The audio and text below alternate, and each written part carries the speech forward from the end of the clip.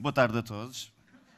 O meu nome é Diogo. Eu vim representar, viemos fazer aqui uma demonstração através do Homes Place Health Clubs da Boa Vista, nomeadamente, no estádio do Bessa. Vimos fazer aqui uma pequena demonstração de uma das nossas atividades, que é a defesa pessoal. Pronto, e fomos convidados aqui através das jornadas de marketing do escape. Espero que esteja tudo a correr bem e que aprendam muito com estes preleitores. Acho que é muito importante. Vou então chamar o meu colega, Miguel Caratão. Uma salva de palmas. Jorge, levanta o braço.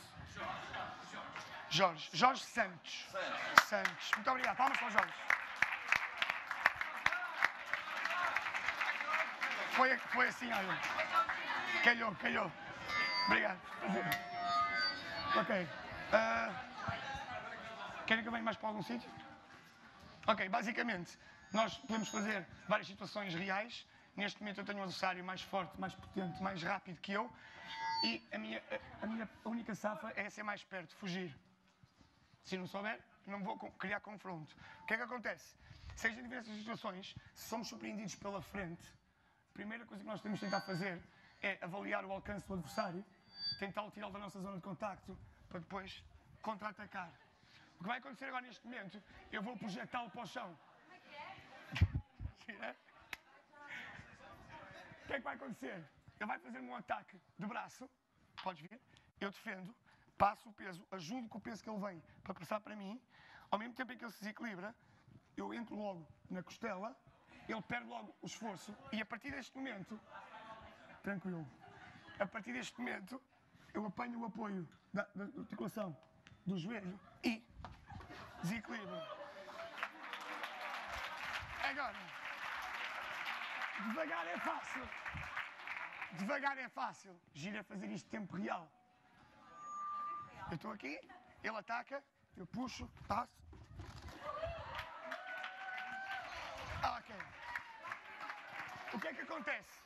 Muitas vezes, nós podemos não ter tempo de desviar, puxar, encaixar.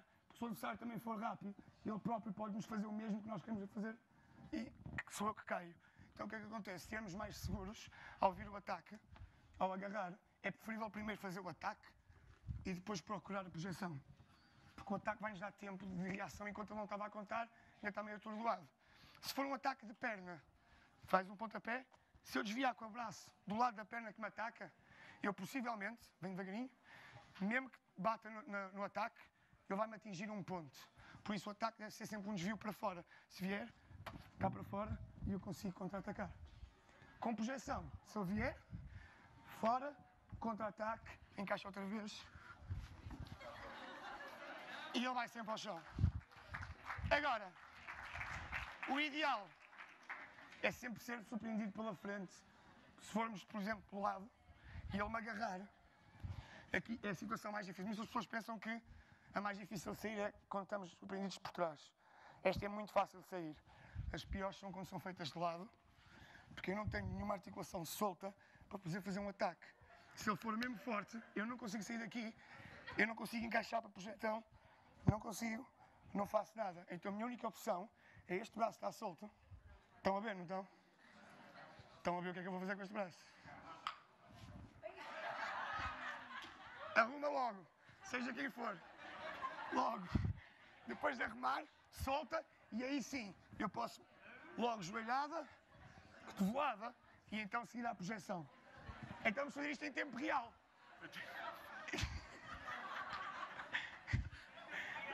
Pá, desculpa. Inspira. Ok, nova situação. O adversário está à nossa frente e ele ataca-nos primeiro. Nós sofremos um ataque. Se for forte o suficiente, nós somos projetados atrás. Se conseguirmos segurar, a melhor maneira não é recuar, mas sim logo contra-atacar, que ele não está à espera de uma reação. Então imaginem que ele faz um pontapé frontal no estômago, eu não estou a contar, o peso cai à frente, estou a fazer o pontapé, cai, por isso cai com a perna à minha frente, eu aguentei, o principal instinto não é ir aqui, porque eu vou demorar muito tempo, já levei a pancada, já estou dobrado. É logo agarrar as pernas e ele vai logo ao chão. Então, estamos aqui, vem, bate, tal.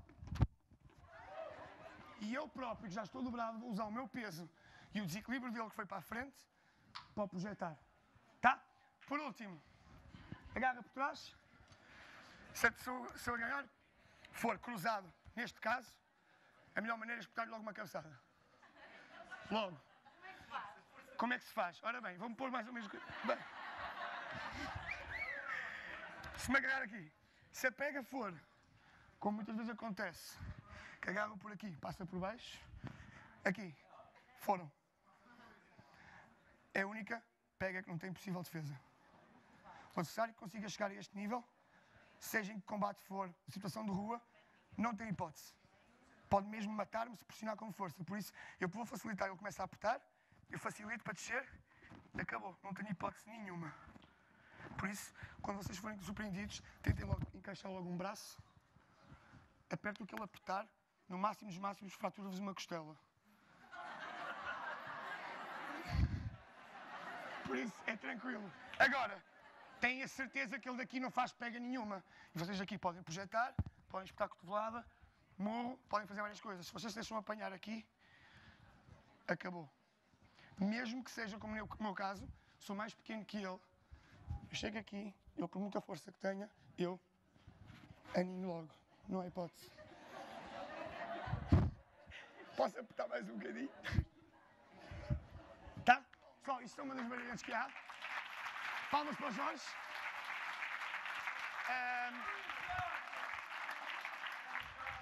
Aliado a isto, este treino também tem a componente física, porque muitas vezes também é preciso ter força para executar os golpes.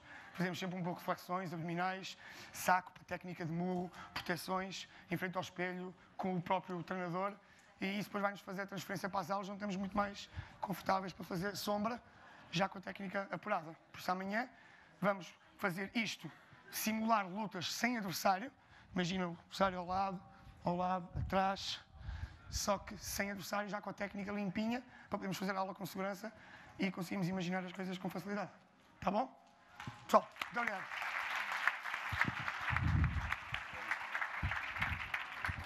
Ora, boa tarde. Agora fiquei a saber que afinal partir uma costela não é nada demais. Queria-vos agora apresentar o próximo orador. O próximo orador vai ser José Eduardo Garcia, mais conhecido por Duca. Para mim vai ser daquelas coisas que mais expectativa está a criar. É brasileiro, tal como os meus antepassados. É Senior Partner na Air Consulting, a empresa Science of the Time, especializada na aplicação de tendências de consumidor. Está ligado à inovação e também é membro, o Duca é membro do top 15 da Team Science of Times. Depois, desde muito cedo, o Duca se interessou por esta área do marketing, da publicidade. Esteve sempre envolvido nestas áreas em países diferentes e sempre no serviço a clientes e sempre também na área da estratégia. Outra das paixões do Duca portanto, dar formação e ensinar um pouco partilhar um pouco aquilo que aprendeu e que vai aprendendo sempre ao longo dos tempos. Portanto, há mais de 15 anos que o faz, é training leader nos escritórios da Ogilvy, corrijam-me se estiver enganado, em Espanha, em Portugal e na Ásia Central. E também é organizador e formador em diversos seminários e cursos. Portanto, depois de correr meio mundo, só nesta minha apresentação, gostava de chamar, por favor, o Duca. Bom, tá lá. Eu aperto aqui, né? É. Não? Ih. Não. Não? Bom. Ah, agora vai. Não? Será que ele vai? Será que ele vai? Enfim. Desculpe, mas deixa eu editar isso aqui, improviso um pouquinho. O que eu vim falar hoje, basicamente, dessa questão de tendências do consumidor E eu vou fazer o seguinte, eu vou falar aqui perto, que com isso aqui eu mudo o slide. E o que é que elas fazem por nós, no final das contas? Quando se falou aqui da Science of the Time, o que é a Science of the Time? Sim, é a maior empresa do mundo de observação, análise e catalogação de tendências, de macro-tendências, quais são os comportamentos do consumidor, mas a pergunta básica é, ok, meu amigo, muito bonito, mas o que é que ela faz por nós? E foi daí que surgiu a Air Consulting, que era a tal história, como é que a gente aplica essa questão. E por que a gente fala sempre de aplicar? Eu sempre coloco esse slide em muitas das apresentações, porque o quê? Isso aí é a foto, foi o primeiro anúncio que a minha família fez. Certo? Esse era o armazém do meu bisavô, que era daqui do Porto, no Rio de Janeiro. E ele era obrigado a fazer marketing todo dia. Todo santo dia ele tinha que fazer marketing, porque ele tinha que botar a clientela lá dentro, que era como ele conseguia ganhar dinheiro para sustentar a família, mandar os filhos para a escola, aquela história toda. É isso. Mais nada. O que a Air faz? Como se colocou rapidamente, ou seja, a Science of the Time estuda as tendências, nós aplicamos para fazer o quê? Inovação. Okay? Inovação. Quando a gente fala de inovação, qual é a primeira coisa que vem à cabeça? Tecnologia, exatamente. Que tem muito a ver com a inovação. Certo? Tem muitíssimo, mas não é só isso. Certo? A inovação pode até prescindir da tecnologia em muitos casos. Ela pode até prescindir. A inovação não é necessariamente um envolvimento enorme de tempo, de recursos e de dinheiro em alta tecnologia. Não é só isso. E muitas vezes é, em muitos casos não é. E para a gente dar uma olhada nessa história, outra coisa que a gente faz é o seguinte, marketing. Nós estamos aqui a falar de marketing. Eu já vi mais de 50 definições do que é marketing, todas elas ótimas, absolutamente excelentes. Mas eu uso essas duas que vêm da mesma pessoa, do Peter Drucker, que foi talvez um dos maiores analistas e consultores de gestão do mundo, certo? E essa aqui, para mim, é a melhor. Marketing é tudo aquilo que reduz o esforço para vender. Nem mais, nem menos. Tudo aquilo que ajude a vender algo é marketing. Tudo. Absolutamente tudo. Então, se vocês querem ser marketeers, certo? Tenham em mente uma coisa. Vocês estão a serviço das vendas. Eu sou publicitário por formação. Ok? Eu sou publicitário. E uma das primeiras coisas que o meu primeiro chefe me disse foi, atenção, não tenha nenhuma ilusão com relação ao papel da publicidade, à independência da publicidade. Essa coisa, publicidade é uma ferramenta do marketing. E o marketing é uma ferramenta das vendas. Certo? Porque, no final das contas, só o que vende é que funciona. Muitas vezes a gente tem aquele debate de vamos construir uma marca. E uma marca, para ser bem construída, não tem que vender. Não existe. As grandes marcas, aquelas marcas, por exemplo, quando a gente fala de marcas de confiança, Continente, Coca-Cola, são todas elas marcas líderes. A maioria delas são marcas líderes. Nas suas categorias, elas vendem. Tem que vender. Né? E é isso. Marketing é tudo aquilo que reduz o esforço para vender. E o vosso papel nisso é fundamental, que sem vendas, uma sociedade não existe. Ela não existe. E a saída para a crise de Portugal tem a ver com isso, vender. Vender serviços, vender produtos, vender conhecimento, certo? Aumentando as vendas, o país sai da crise, certo? E o marketing é isso. Então, outra coisa também que sempre nos perguntam, essa questão, tendências. E muitas vezes, tendências, ondas e modas se confundem. Porque é normal, muitas vezes a porta da Air vem gente dizer, olha, eu queria trabalhar com vocês, vou fazer um estágio, porque eu venho da área da moda. Eu estou muito atento às tendências da moda. E eu peço para olhar para a minha roupa e dizer, né? Se dependesse disso, a Air não faturava 1 cêntimo. Porque não é a mesma coisa. Okay? Mas muitas vezes esses conceitos se misturam, eles se confundem. Então nós chegamos, juntamente com a Science of the Time, a uma definição, são conceitos, que diz o quê? O que é uma onda? Dá para ver daqui? Não. Dá para ver? Onda, lembra dos Crocs? Ok? Crocs, é um exemplo que eu uso. Alguém aqui usa Crocs hoje em dia? Não, evidente que não. Só eu, que eu calço 45, e aquele troço, pronto, não dá para jogar fora, aquilo é uma lancha. Mas é ótimo. Agora, os Crocs foram uma onda. Veio com um impacto muito grande, certo? Foi realmente uma novidade absolutamente fantástica, um monte de gente aderiu, teve um impacto imenso, mas durou pouquíssimo tempo. Certo? Aquilo é uma onda, e podemos citar N outras ondas. Okay? Moda. É uma coisa que já é muito mais incorporada na nossa rotina diária. Certo? Mas ela não traz consigo uma mudança de comportamento, necessariamente. A gente veste, a gente usa, a gente faz aquilo que efetivamente já está ditado por algum tipo de comportamento. É uma moda. Não há problema nenhum com isso. A moda é extremamente importante. Ela tem um impacto menor do que a onda, certo? Só que ela dura mais tempo. E uma tendência, como nós definimos o que é? Tendência é o resultado de uma mudança de comportamento. Pode ser emergente, pode ser uma tendência estabelecida. Por exemplo, na classificação da Science of the Times, se forem ao site, é www.scienceofthetime.com, vão ver que existe um capítulo ali chamado Sticky Trends. O que são Sticky Trends? São as tendências que vêm se mantendo e evoluindo a coisa de 10 anos, 15 anos, 20 anos, são aquelas que realmente perduram.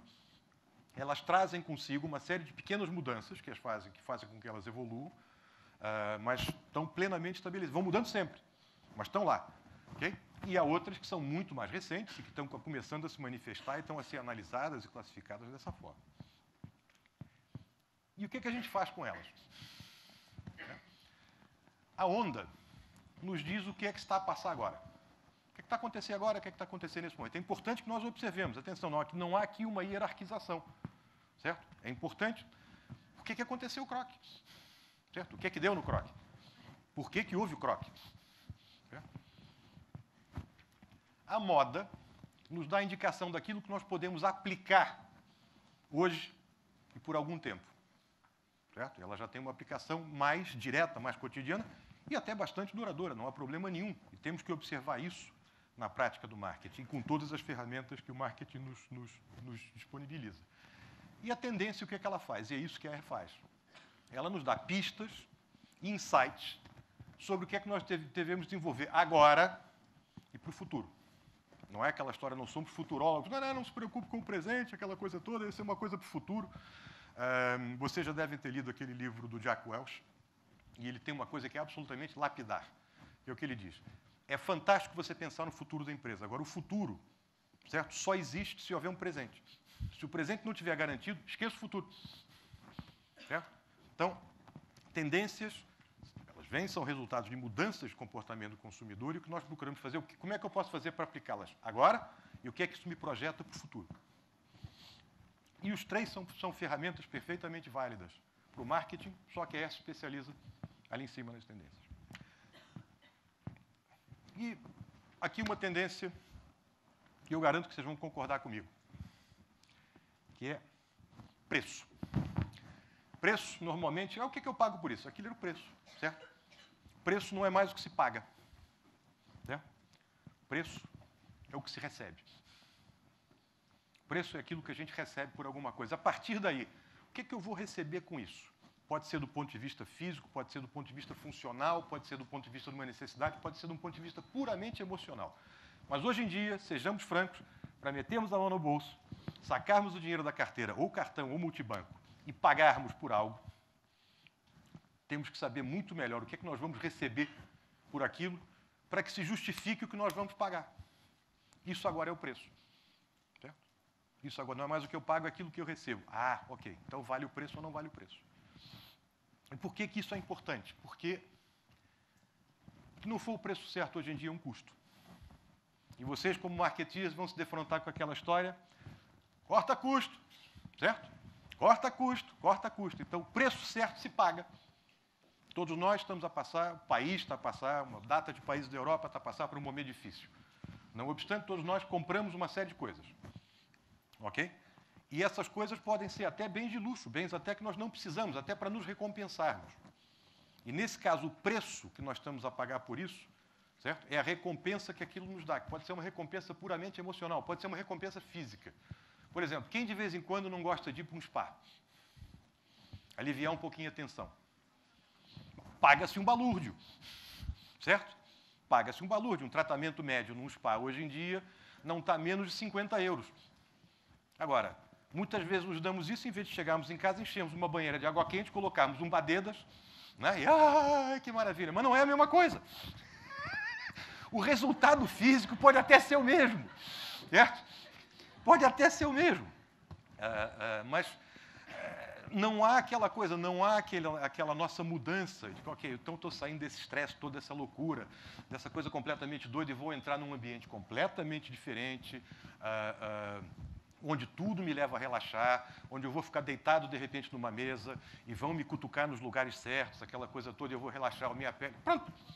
Isso é o preço. Caso contrário, me perdoem, é uma pessoa que vai lá, que vai lhe dar umas pancadas e vai dar uns cutucões, aquela história toda, vai lhe pincelar algumas coisas no corpo que você podia perfeitamente pincelar em casa. E por que eu vou pagar aquilo? Certo? Porque ali está o segredo do preço. Ok? Isso, para nós todos, como marketeers, essa é a nossa batalha diária. Ok? E eu não vou falar aqui em desafio, porque desafio realmente é uma palavra que está tão gasta. Todo mundo usa desafio para qualquer coisa, que eu tenho horror a falar em desafio. Mas isso é uma batalha. O bom marketeer vai para a guerra todos os dias. Certo? Ele vai para a guerra todos os dias. E é nessa batalha que a gente tem que se mentalizar. Okay? Por quê? E agora falando de inovação. Por que ela não tem que ser cara? Por que ela não depende só da tecnologia? Olha aqui alguns exemplos. Coca-Cola. Isso aqui chama-se retroinovação. A Coca-Cola nas latas, nas embalagens de plástico, era muito cara. Nas áreas mais pobres, o pessoal bebia menos. Pronto. Relançaram a garrafa de vidro, uma coisa que vem desde o, 1890. Foi inovador? Foi. Claro que foi inovador. Custou muito? Zero. Zero. Tecnologia nova? Zero. Investimento em tempo? Zero. Provavelmente refizeram, recolocaram a linha de montagem, as injeções do vidro, mas o custo disso? Nada. Inovação. Essa linha, isso aqui é uma linha de produtos para cuidar da casa da Nova Zelândia. Uma coisa sensacional. Não, na boa, atenção, olha o que eles fazem aqui. Certo? Qual foi o insight que eles usaram? A embalagem é o primeiro anúncio para um produto. Certo? É o primeiro anúncio. Se você não tiver dinheiro, você como marketeer, não tiver, olha, não tenho dinheiro para fazer rigorosamente mais nada. Meu budget é zero. Cuida da embalagem e cuida da colocação. Porque é ali que o consumidor vai tomar contato com aquilo que você tem para vender. E o que eles dizem aqui é absolutamente claro.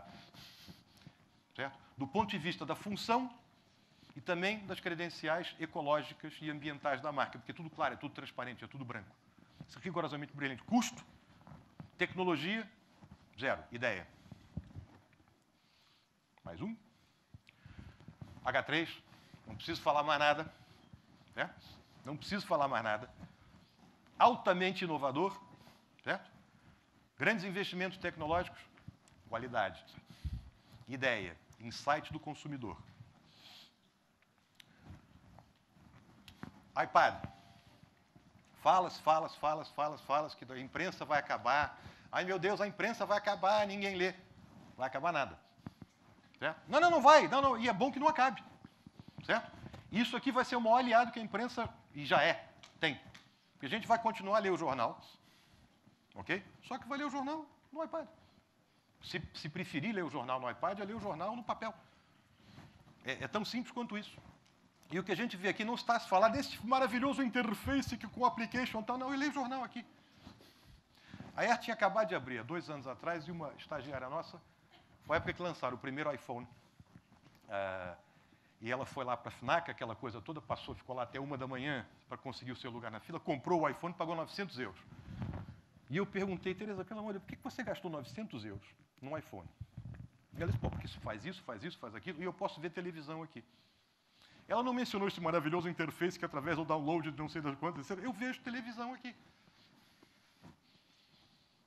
Eu vejo televisão aqui. A televisão pode ser vista não só em casa, a televisão pode ser vista no iPad, pode ser vista aqui. O jornal pode ser lido aqui. É mais um canal. Certo? É mais um canal. Aí sim o investimento tecnológico foi grande, sem dúvida alguma. Foi muito bem pensado. Certo? Foi muito bem pensado, foi muito bem concebido. E está a melhorar cada vez mais.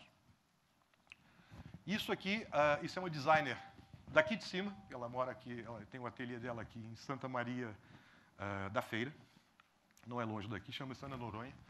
E ela está a fazer coisas lindíssimas. O trabalho dela, o que é? A joia, que é um acessório, ela está a incorporar os sentimentos e elementos indispensáveis para o bom viver da boa natureza nas joias. O que é um acessório passa a ser uma coisa indispensável. E não somente faz coisas lindas, como farta-se de vender. Né? Farta-se de vender. Então, no final das contas, quando a gente fala de inovação, a gente colocou esses exemplos, certo? O que é inovação para nós? Também, quando nos perguntavam o que é inovação, porque eu não sou engenheiro. O Luiz Rasquilha, que é o meu sócio, também não é. Nós não sabemos trocar um pneu num carro. Quanto mais desenvolver tecnologias para isso, para aquilo ou para aquilo outro. Inovação, o que é? Valor acrescentado. Tudo aquilo que, do ponto de vista de quem vai usar ou de quem vai fabricar e vender, acrescente valor é inovação. Isso é inovação para o consumidor final. O que é que aquilo me dá a mais? E aqueles exemplos que eu mostrei para vocês são ou não são inovadores? Voltou a Coca-Cola, bolas, voltou a Coca-Cola de vidro. E é mais barata. Aquilo é inovação. O H3, pô, eu posso comer realmente um hambúrguer, que sejamos francos, é uma coisa deliciosa. É? Delicioso, só que sem culpa. Muito mais gostoso, muito mais bem feito, com as batatas fritas, as rodelas, aquela coisa toda, no prato, com não sei quantos molhos. E a 30 cêntimos mais caro simplesmente que o McDonald's.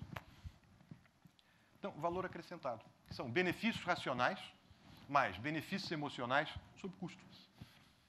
Isso é inovação. Tudo aquilo que traga valor acrescentado através dessa equação é inovação para o consumidor. Pequenas coisas podem ser inovadoras. E às vezes você pode ter realmente coisas que são tecnologicamente avançadíssimas. Se não trouxerem isso para o consumidor, pode ser uma novidade, pode ser um gadget, pode ser o que quiser, mas não vai ser inovação. E é isso que nós buscamos trazer. Então, já que estamos aqui para falar de tendências, né? Afinal das contas, o que é que elas fazem pela gente? Science of the Time, nesse momento, está a analisar alguma coisa como 15 macro tendências. Não trouxe as 15, trouxe 6. Porque senão a gente ficava aqui durante 3 horas e eu não me calava mais e vocês iam me apedrejar. Não vale a pena. Primeira, chama-se transparência total. O que é isso? Web 2.0. Né? Que é muito mais do que uma plataforma tecnológica, é muito mais do que um meio de comunicação. O Web 2.0, o que é que ela fez? Ela obriga hoje a um grau de transparência quase que total, quase que absoluto na relação com o consumidor. Por quê? Se nós tentarmos enganá-los, se nós tentarmos ocultar alguma coisa, apanham-nos. E quando nos apanham, certo? É muito pior. Porque o que se dissemina depois de comentários negativos... Aqui, sem qualquer ânimo de... Mas, por exemplo, o caso da BP e o derramamento de óleo no Golfo do México. O que é que aconteceu com a BP? Vocês lembram de todos aqueles sites com aqueles logotipos a crucificarem a BP? E por que aquilo surgiu por causa do derramamento de óleo? Não, aquilo surgiu porque houve algum tardanço da BP em dizer que aquilo era mais complicado do que parecia. Que não era tão simples quanto parecia. Certo? Basta ver agora o debate político sobre a questão da dívida. Certo? Não há quem não participe. E que nós anteriormente ficávamos apenas a observar o debate nos meios, agora nós participamos abertamente. E podemos virar, nós como consumidores, brand builders ou brand killers. E isso é uma coisa que a gente tem que ter em linha de conta. Então, o consumidor quer cada vez mais informação, vai exercer cada vez mais o seu poder de crítica e de ação. E nós temos, como marketeers, estar preparados para isso.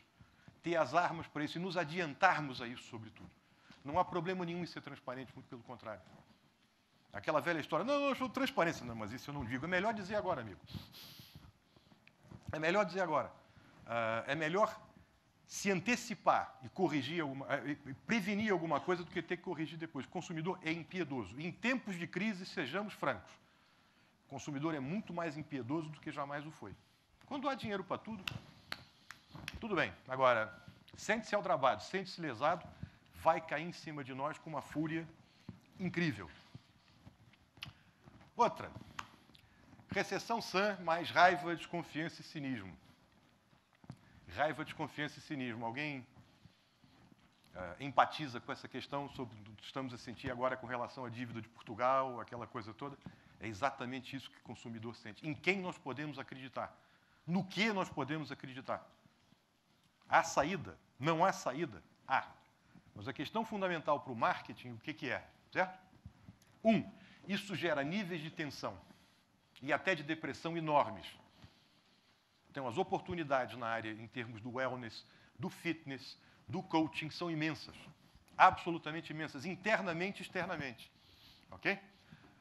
PPRs, tudo aquilo que nos reassegure. Tudo aquilo que sejam investimentos seguros.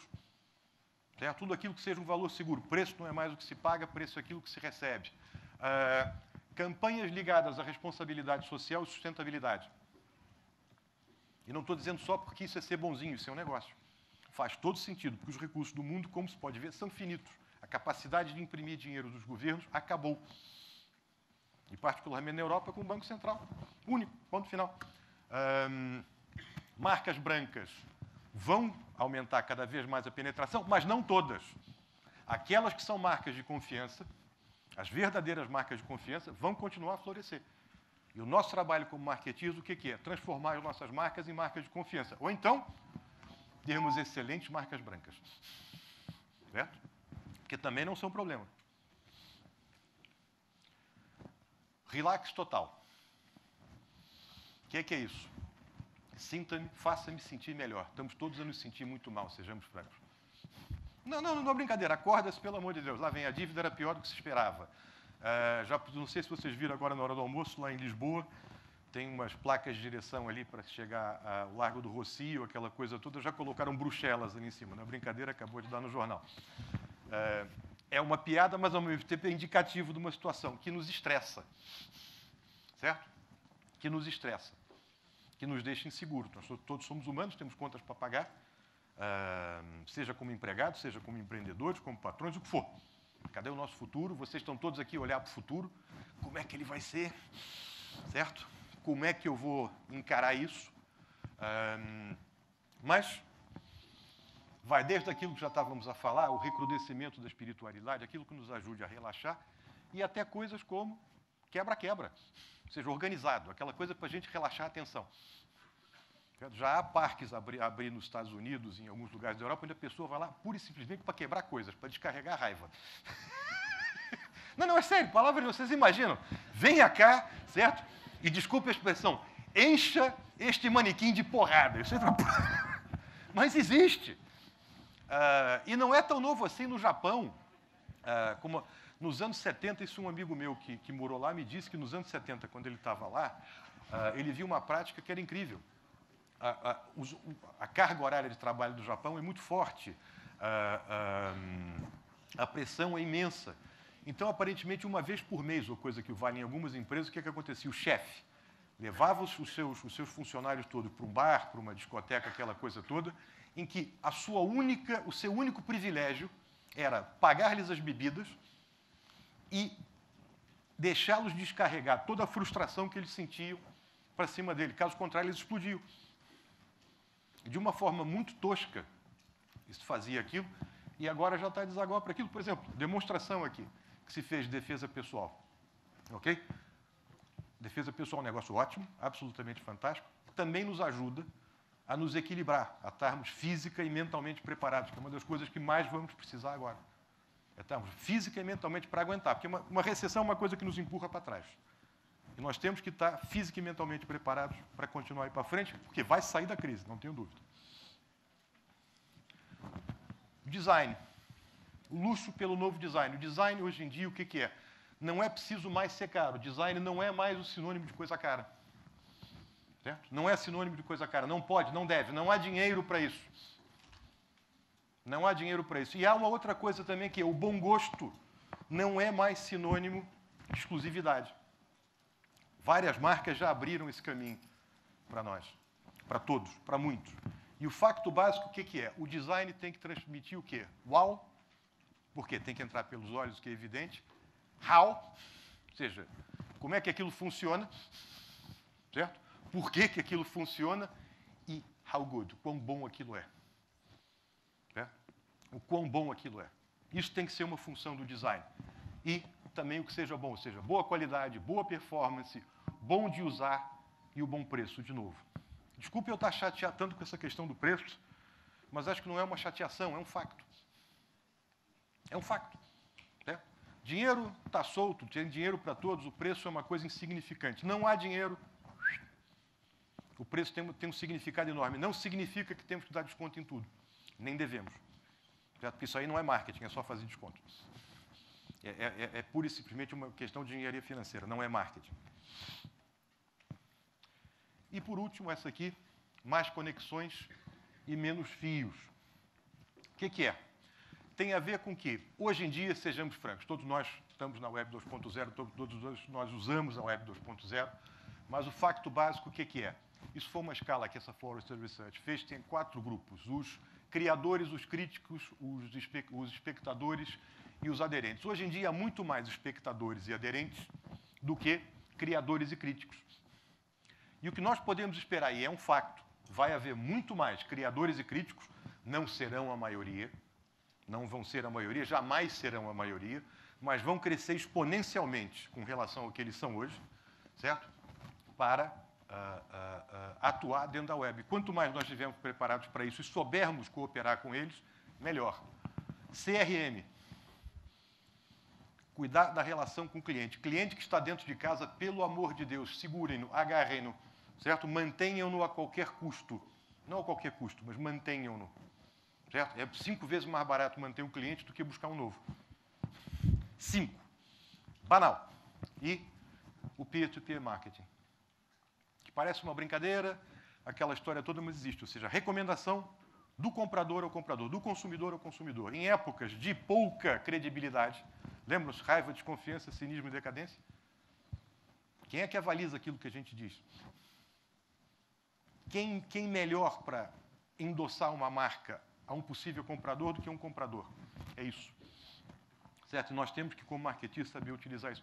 Pode ser através de testemunhais, pode ser através de ferramentas como TripAdvisor, que para mim é a melhor até hoje na sua área do turismo, 35 milhões de utentes por mês, e já deve ser mais, da última vez que eu vi, já tem um mês, já deve ter mais gente do que isso, dando opinião sincera para quem quer viajar sobre destinos, linhas aéreas, companhias de autocarros, hotéis.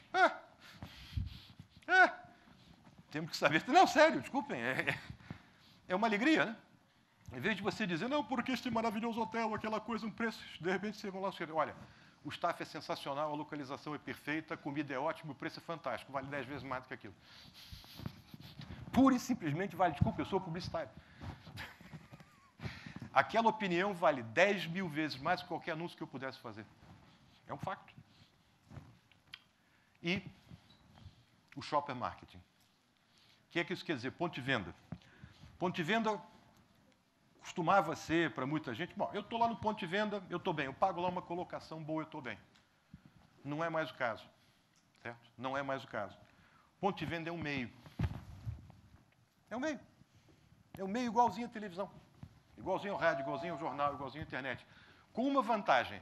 Sempre foi o meio mais interativo de todos, ou seja, é o único meio que o sujeito realmente pode chegar lá, apanhar o produto, pegar, cheirar, morder, provar, inclusive comprar, pagar por ele, sair com ele debaixo do braço. Certo? Mais interativo do que isto, absolutamente impossível. Certo? Supera a Web 2.0 de longe, com todo devido respeito, eu não estou aqui a ser renheta nem butina, mas é um facto. E aqui é a tal história, é cuidar disso como se fosse um meio. Porque, em termos de bens de grande consumo, se é verdade, eu tendo a concordar que 75% das decisões sobre bens de grande consumo são tomadas no ponto de venda, ó, meus amigos, vamos cuidar disso. O design do packaging, o número de frentes, onde é que nós temos o nosso produto, onde é que nós temos a nossa sinalética, onde é que nós temos as nossas promoções, onde é que nós temos o messaging, onde é que nós temos os conteúdos. Esse gráfico aqui diz tudo. Isso aqui é um gráfico da Associação Americana de Produtores de Produtos de Grande Consumo. Todos eles vão ter investimentos iguais ou superiores a 5% a mais nas suas verbas, em função do shopper marketing. Mídia digital vem segundo, mas com algumas percas, e depois promoções decrescem, mass media decresce, promoções ao 3 decrescem. Ou os aumentos são menos significativos. É ali que eles vão colocar o dinheiro. E isso no país que elevou o ponto de venda ao estatuto que tem hoje. Então, vamos embora aprender com eles e ver o que isso quer nos dizer. E pronto. Para eu fechar o bico, eu prometi que eu seria breve. Passaram o quê? 20 minutos, 25. Só para deixar com vocês e a gente conversar algumas coisas. Preço é o que se recebe, não é mais o que se paga. Marketing é feito para o consumidor, pelo amor de Deus. Vocês, como marketeers, não façam marketing para os vossos chefes. Vocês não estão a fazer marketing para os vossos chefes. Não façam marketing para competir com os vossos colegas. Eu vou fazer uma coisa diferente que é para competir com fulano e o lixo. Não é. Marketing é feito para o consumidor. Certo? É o consumidor que nos julga todo santo dia. Todos, não há aquela história, porque não sei o que, aquilo, não sei o que aconteceu, porque a campanha realmente não resultou junto ao consumidor. A culpa é de quem fez. Nunca é do consumidor. O consumidor não tem que julgar isso. Ele tem que reagir e achar que aquilo vale ou não vale. Que é um preço que é uma coisa boa, se não é uma coisa boa. Se vai de encontro às suas expectativas ou não. Se é inovador ou se não é inovador. Se ele não responde a isso, a culpa é nossa. E não adianta o chefe dizer que quer que a coisa vá por ali ou o colega está fazendo a coisa errada. Quem manda é o consumidor. E se nós tivermos isso como marketeers na cabeça, ajuda muito. Inovação é valor acrescentado e o consumidor é o patrão. É ele quem nos paga. Okay? E no final das contas, o que a gente tem que fazer isso é conhecê-lo, respeitá-lo e utilizar o nosso talento para vender. E é isso. Muito obrigado. Boa tarde a todos. José Eduardo Duca. Gostei muito da sua apresentação, os meus parabéns. Acho que a ideia que está por trás da empresa e da sua apresentação é uma excelente ideia e, se me permite, eu gostava de a realçar aqui para os nossos alunos. Tendências, e a ER estuda as tendências. Tendência é estudar o futuro, tentar antecipar o que vai acontecer, para estar lá e para poder responder melhor. Isto é importantíssimo no marketing, mas eu acho que é importantíssimo também no resto, em toda a nossa vida. O que é que faz o surfista? Está na praia, olha as ondas de frente, estuda-as e quando vem a maior, vai nela. Eu acho que esta mensagem gostava de a deixar convosco. Olhem não só o marketing, mas a vida de frente, apanhem a melhor onda e vão com ela. Posto isto, a organização pediu-me para lhe colocar uma questão. Eu queria colocar-lhe duas, num pacote. A primeira é, a ER define a tendência como algo que é o resultado de uma mudança de comportamento. E o inverso não acontece também? A tendência não influencia o próprio comportamento e não leva a mudanças de comportamento? Gostava que comentasse. A segunda questão é se acha que pode haver tendências contraditórias, particularmente num mundo tão confuso como é aquele que vivemos hoje. Dois exemplos relacionados com as tendências que nos alertou e que nos referiu aqui. Referiu, por exemplo, a tendência para nós procurarmos o relax, procurarmos as atividades de lazer. Mas isto tem lógica, as pessoas vão ter mais tempo porque o desemprego aumenta. Mas não faz sentido também, porque a concorrência é maior, mesmo ao nível individual, procurar mais competência, procurar o faça você mesmo, o self-service, e, portanto, em vez do lazer, ocupar o tempo em atividades que nos distraiam, fazendo e valorizando e não apenas descontraindo. Outro exemplo é a tendência do luxo pelo design. Não há também, em simultâneo, uma tendência para o low cost? O IKEA é low cost com design, mas a Ryanair privilegia o low cost em vez do design. Os hotéis low cost estão na moda também. Será que esta não é também uma tendência que coexiste com o luxo pelo design? Gostava que comentasse e, entretanto, naturalmente, estamos abertos às vossas questões.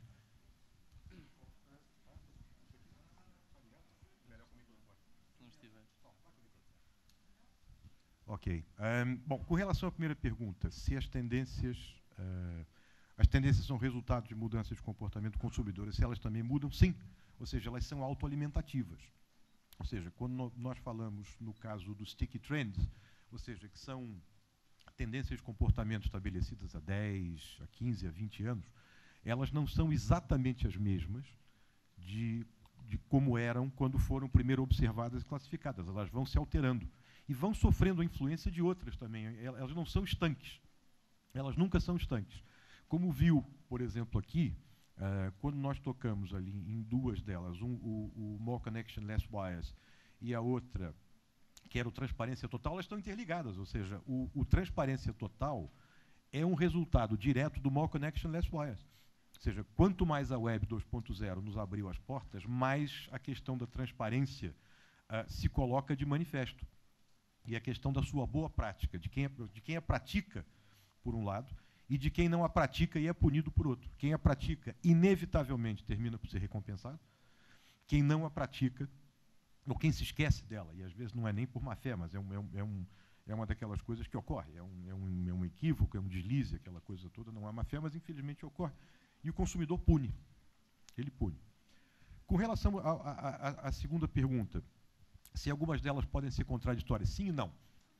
Por exemplo, concordo consigo que no caso, por exemplo, das atividades de lazer, no caso do relax total, se elas conduzem a esse tipo de relaxamento, sim, mas se atividades que nos levem por necessidade, ou por necessidade de ausência de trabalho num determinado momento, ou por pura necessidade de nos mantermos à frente no trabalho que fazemos, atividades que aumentem as nossas competências são tão ou até mais necessárias, eu diria que sim, mas por uma razão, porque elas também nos deixam mais tranquilos com relação, ou a estarmos a adquirir competências que vão nos permitir a nossa reinserção no mercado de trabalho, ou por estarmos a adicionar competências que vão nos levar adiante no mercado de trabalho. Então, a questão é que elas levam a uma redução daquela carga de ansiedade que está sempre conosco. E que é um facto, essa carga de ansiedade. Quantas pessoas hoje em dia não voltam para casa ao final do dia, não acordam de manhã, pensam, bolas, será que eu tenho um emprego hoje? Será que eu vou conseguir fazer isso? Será que eu... Essa ansiedade existe. Infelizmente, nada de bom vem de uma crise. Eu tenho horror, por exemplo, se há alguma coisa de bom que vem dessa crise, é isso. Eu nunca utilizo essa história por respeito a todas aquelas pessoas que foram afetadas pela crise, que ainda vão ser, porque não é brincadeira o que elas passam, não se pode de nenhuma maneira tratar isso de forma ligeira, tanto do ponto de vista social quanto do ponto de vista econômico e pelo mais básico ponto de vista humano. E dois, porque efetivamente, de novo, a gente volta. O que importa, ao fim e ao cabo, é que a sociedade seja mais próspera. Quanto mais próspera ela for, mais felizes, potencialmente, nós seremos. Porque vamos deixar de lado, e é isso que se coloca. Em outro caso, por exemplo, do caso do Luxury by New Design, ou seja, ali o que está a se buscar são designs que transmitam luxo sem serem necessariamente caros. De tal maneira que concordo plenamente consigo. A questão do low cost é um facto que chegou para ficar. As linhas aéreas, os hotéis, o design, por exemplo, ali tinha exemplos de... por exemplo, havia umas coisinhas ali que são coisas para se colocar queijadas na mesa. É muito simples, não há dinheiro para decorar a casa, eu decoro a mesa. Certo? Eu decoro a mesa, eu decoro uma parte. Ou seja, uma coisa que nós sabemos é quando nós vamos a um IKEA, uma Moviflor, ou qualquer loja de móveis, seja ela grande ou pequena, mesmo que seja para comprar uma almofada, imagine, ou um candeeiro, nós não estamos simplesmente a comprar uma peça isolada, nós estamos a completar um todo, que é a decoração da nossa casa. Então, esse manifesto do design, não só na decoração, mas também no vestuário. Havia ali um exemplo, uma designer americana, que ela criou um vestido que, com pequenas combinações, parece que a pessoa tem que utilizar um vestido novo a cada dia da semana. É uma coisa rigorosamente brilhante. Então, aquilo cria uma impressão de luxo, é uma coisa que gratifica. Acho que as meninas todas concordarão, porque gostam. É normal, atenção, quem é que não gosta? Né? Quem é que não gosta de se sentir bem? Quem é que não gosta de se vestir bem? Quem é que não gosta de estar bem cuidado? Bolas, cuidado, isso é uma vaidade. Não é. Quem não tem um pouquinho de vaidade não é normal. Não é humano. É rigorosamente desejável até que isso ocorra. Mas isso sim, sem dúvida alguma, vai ocorrer cada vez mais. Espero que tenha.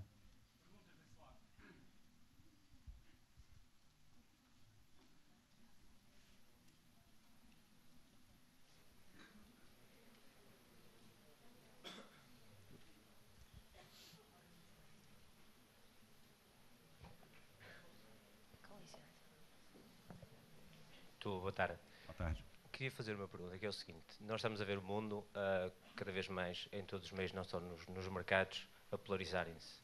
Vi aqui realmente a falar na questão do design, mas na vertente low cost. Mas o que é verdade é que os mercados continuam a ver o low cost e cada vez mais o luxo. Sendo que aquilo que havia e que se falava muito, que era a parte intermédia, que antigamente era o que mais vendia, está a desaparecer. E está, na minha opinião, está condenado ao fracasso. Porque as pessoas realmente, ou quem tem dinheiro, procura a diferenciação, ou, neste momento, face à situação que estamos a acontecer, está a procurar o low cost. O que é que vê em termos de tendência?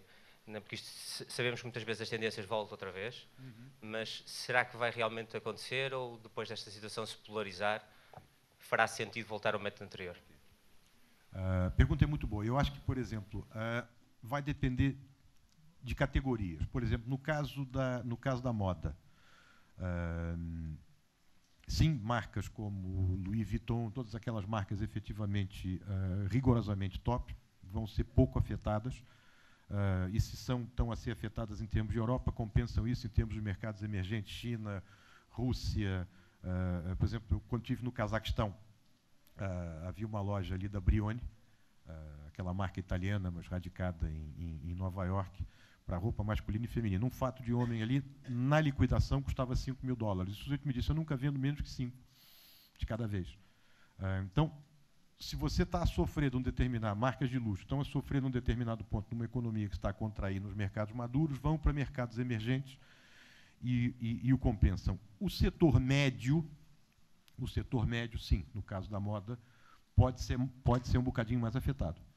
Ele pode ser um bocadinho mais afetado. E aí a saída, o que é?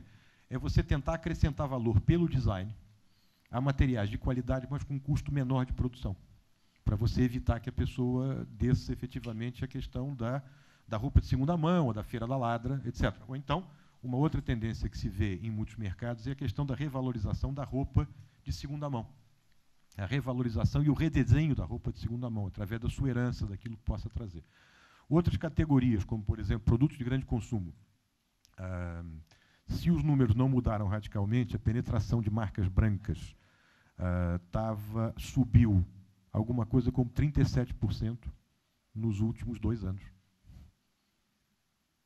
37%. Agora, ela subiu muito menos, ficou entre 2% e 5%. Em tudo aquilo que tem a ver com, por exemplo, cuidar da pele, comida para criança. Ou seja, tudo aquilo que efetivamente tem a ver com o nível de cuidado, quer pessoal, quer para aqueles que nos são mais caros, mais intensivo, ou coisas mais íntimas, tendem as marcas tradicionais, chamemos-las assim, as marcas não brancas, chamemos-las assim, tendem a ter um papel mais forte. E outras saem até reforçadas, como, por exemplo, as marcas de confiança. Porque na hora da crise é aquela tua história. Eu vou comprar aquelas em que efetivamente eu confio. Porque é aquela velha história. O preço é aquilo que se recebe. Essas aqui eu sei exatamente o que eu recebo, é exatamente isso que eu quero. Eu pago. Então elas sofrem menos com isso. Então isso variará de categoria para categoria. No setor automóvel, talvez haja uma polarização maior, talvez aquelas marcas de maior volume, as marcas mais tradicionais de maior volume, sintam um encolhimento, uma contração, em favor, por um lado, daquelas marcas mais funcionais, como os Tatas, etc., ou seja, aquelas marcas mais recentes, com características extremamente funcionais, e, por outro lado, sejamos francos, aquelas marcas em que efetivamente se vendem 4, 5 ou 6 modelos por ano, ou com produções de 1000 modelos por essas não vão ser afetadas de forma alguma, porque a produção delas já tá voltada para isso. Mas é na parte média para baixo onde você vai sentir maiores mudanças. Nisso. Espero.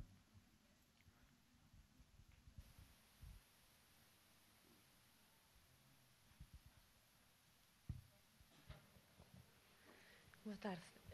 A minha questão é em relação às marcas de luxo. Parece-me que as marcas de luxo já encaram os clientes de uma maneira diferente e diferenciadora. Ou seja, as marcas de luxo têm muitos tipos de clientes. Têm tipos de clientes muito restritos e grupos muito restritos, que se calhar não ultrapassam os 20, 30 pessoas, se calhar tem alguns clientes em que se cria o produto especificamente para aquele cliente. Tem outros clientes que são os típicos clientes de luxo, tem outros que não têm o poder económico tão grande, mas também continuam a ser clientes de luxo. Tem clientes de luxo muito exigentes, porque têm preocupações ambientais, têm preocupações sociais. Ou seja, não estamos aqui a assistir a uma redefinição do conceito de cliente de luxo ou de marca de luxo, ou de ambos. Essa é a minha questão. Talvez na medida em que o luxo deixe de ser definido como uma coisa supérflua, que acho que é o que está a colocar, ou seja, uma coisa supérflua, simplesmente um gasto extravagante, e passe a ser visto como realmente alguma coisa que represente um nível de qualidade excepcional, e qualidade aqui representado pela beleza do design, pela excelência dos materiais e pela excelência da sua construção, da sua fabricação, sim, sem dúvida alguma. Eu acho que isso está a ocorrer porque, por exemplo, há uma coisa o único aspecto de moda que eu gosto são sapatos. E a única coisa realmente cara que eu compro são sapatos. E eu sou fanático por isso. E, por exemplo, não me incomodo de pagar. E não estou a citar aqui eu como exemplo, porque eu tenho horror a esse tipo de coisa. Mas você vê, por exemplo, nesse setor do calçado de luxo, tanto do lado feminino quanto do lado masculino, ou seja, há pessoas que se espremem todas para comprarem, as meninas, um par de sapatos do Louboutin ou do Jimmy Choo, aquela coisa toda, mais quem seja, Ferragamo, pronto. Mas porque sabem porque, o design realmente é fantástico, sejamos francos, a qualidade do material utilizado é do melhor, e a qualidade da construção daquilo realmente se não é artesanal, de todo, obedece a critérios que são muito melhores, dão muito mais conforto, muito mais uma qualidade de construção muito superior aos métodos industriais aplicados. Então, eu acho que sim, o luxo vai ser redefinido por isso, ou seja, o luxo no sentido daquilo que efetivamente tem qualidade no seu, excelência e qualidade no seu coração, e não mais como uma extravagância. Extravagância vai existir? Vai. É inevitável, é rigorosamente inevitável, e, de novo, nessa minha época do Cazaquistão, ou seja, com aquela questão dos milionários, do gás e do petróleo, a crise para eles era, eles não pegavam um avião particular para ir a Milão às compras, simplesmente mandavam vir. O DHL, pronto, ficava relativamente mais barato. Mas isso, ok, faz parte, são uma minoria. Mas quando falamos desse aspecto do luxo, tem esse lado. Um outro aspecto que talvez valha a pena tocar quem é que redefiniu o conceito do luxo para muitos? A meu ver, Ralph Lauren. O Ralph Lauren foi uma questão fantástica. Ele, por exemplo, quando ele conta que ele, quando era jovem, não tinha dinheiro, era pobre, uma das coisas que ele mais adorava fazer, ele ia a Bergdorf Goodman, que era uma das melhores lojas de departamentos de Nova York, para comprar nem que fosse uma caixa de fósforos, porque ele gostava de sentir a qualidade, ele gostava de sentir o requinte que havia lá dentro, e saía com uma bobagem, um par de meias, ou nem que fosse, mas pelo prazer, pela satisfação de ter feito uma compra num templo de excelência. E o conceito que está por trás dele, o que ele fez? Ele pegou muito bem, eu vou transformar o bom gosto numa coisa fácil e acessível para a maioria dos americanos, que, sejamos francos, recessão ou não recessão, tem dinheiro. E, a partir dali, ele criou uma marca que, hoje em dia, é vista como uma marca de razoável luxo, nos seus segmentos mais altos, mas que, na verdade, é uma marca de democratização do gosto.